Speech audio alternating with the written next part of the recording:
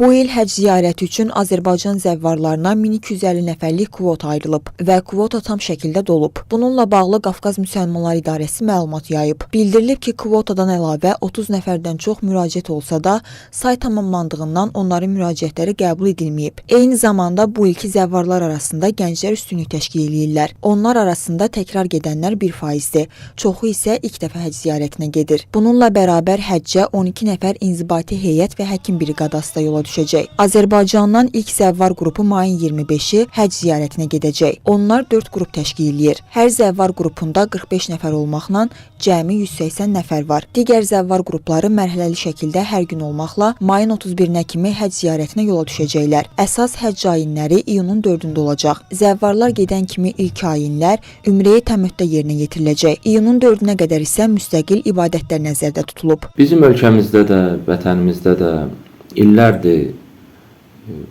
bu istiqamətdə çox saylı insanlar, istər əkbər həcc, yəni böyük həcc, Qurban Bayramı ərəfəsində, hansı ki Quranda öz əksini tapır,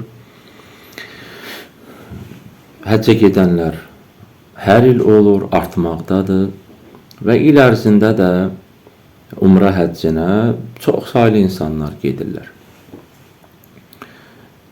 Hər halda Qurban Bayramı müsəlman dünyasının ən böyük bayramlarından biridir və Qurban Bayramının müqəddəs məkanlarda qeyd olunması, orada saysız hesabsız, yəni çox saylı qurbanların kəsilməsi və ildə bir dəfə çox milyonlu müsəlmanların bir araya gəlməsi, bir həmrəylik, bir Quranda necə əksini tapıb qardaşlıq, bir müsəlman ailəsi olaraq bu planetin bir nöqtəsinə toplaşması sözün əsl mənasında heyrətamiz bir mənzərədir. Qeyd eləyək ki, Qafqaz Müsəlmanlar İdarəsinin məlumatına görə bir nəfər üçün ziyarət paketinin qiyməti 5950 ABŞ dolları təşkil edir. Ziyarət vahid formada təşkil olunacaq və hava nəqliyyatı ilə həyata keçiriləcək.